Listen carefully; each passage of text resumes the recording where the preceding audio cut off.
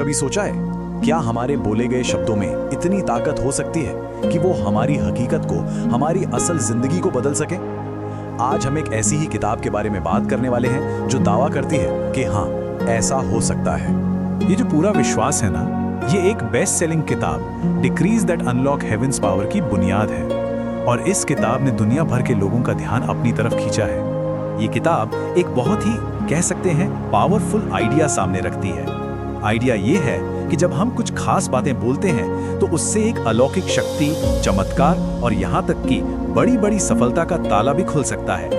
और देखिए, पादरी बिल जॉनसन जैसे बड़े नाम भी इस बात का समर्थन करते हैं। उनकी शिक्षाओं ने बहुत से लोगों को प्रभावित किया है। वो मानते हैं कि जब हम कुछ डिक्लेयर करते हैं या घोषणा करते हैं तो वो बहुत शक्तिशाली होता है, क्योंकि उनके मुताबिक ईश्वरीय राज्य में तब तक कुछ होता ही नहीं जब तक कुछ कहा न जाए। तो चलिए इस दिलचस्प विषय की गहराई में उतरते हैं। हम देखेंगे कि इस किताब का मेन दावा क्या है, ये किस बुनियाद पर टिका है, इसे रोजमर्रा की जिंदगी में कैसे इस्तेमाल किया जाता है और इसके नतीजे क्या बताए गए हैं। और हाँ, आखिर में हम ये भी देखेंगे कि ये सारी बातें हमारे विचारों और हकीकत के बड़े कॉन्सेप्ट से कैसे जुड़ती हैं। तो इस सब के केंद्र में क्या है? आखिर इस किताब का मुख्य विचार है क्या?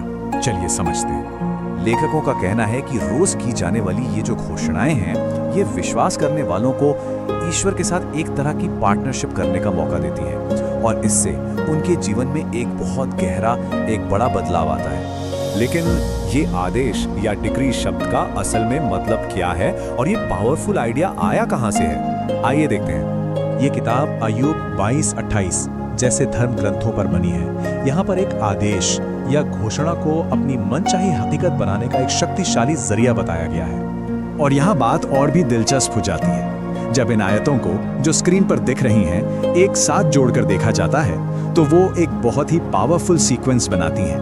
तो मतलब सबसे जरूरी बात यह है कि बदलाव की शुरुआत विचारों से होती है। ये विचार हमारे हृदय या कह लें कि हमारे मूल विश्वासों को भरते हैं और फिर हमारी जुबान से निकलकर दुनिया पर असर डालते हैं।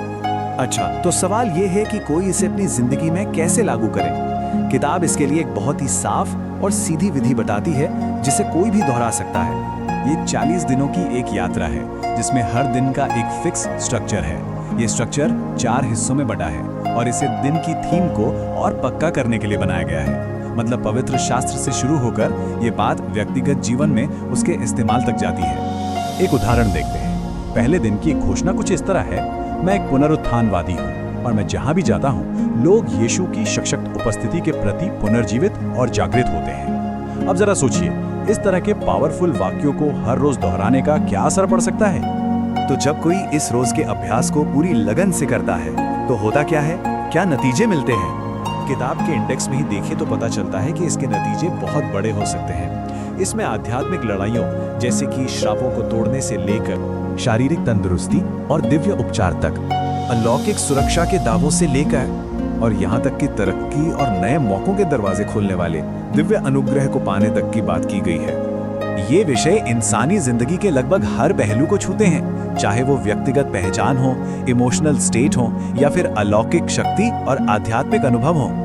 और ये हमें इस किताब के सबसे दिलचस्प पहलुओं में से एक पर लाता है कि कैसे ये आध्यात्मिक सिद्धांतों को उन कॉन्सेप्ट से जोड़ती है जिन्हें हम सब जानते हैं, मतलब जो सेक्युलर दुनिया में भी माने जाते हैं। देखिए, ये किताब साफ साफ बाइबल के कॉन्सेप्ट, मन को नया करने और secular idea, positive self talk के बीच एक सीधा कनेक्शन बनाती है। इतना ही नहीं, मशहूर मोटिवेशनल स्पीकर जिग जिगलर की बात को सीधे कोट किया गया है, ये बताने के लिए कि कैसे हमारे अंदर के विचार और बाहर की हकीकत एक दूसरे से जुड़े हुए हैं। वे मॉडर्न साइंस का भी सहारा लेते हैं, एक स्टडी का जिक्र करते हैं जो बताती है कि कैसे नेगेटिव बातें हमारे दिमाग के काम करने के तरीके पर फिजिकली असर डाल सकती हैं। तो आखिर में सवाल यही उठता है कि क्या हमारे शब्दों में सच में इतनी शक्ति है कि वो हमारी हकीकत को एक नया आकार दे सकें? ये किताब एक बहुत ही दिलचस्प दलील पेश करती है और सोचने पर मजबूर करती है कि हमारे बोले गए हर शब्द में कितनी ज्यादा ताकत छिपी हो सकती है। और ये हमें एक बुनियादी सवाल के साथ छोड़ जाती है कि हम जो कहते हैं, जो मानते हैं और जिस दुनिया को जीते हैं, इन तीनों के बीच आखिर रिश्ता क्या है?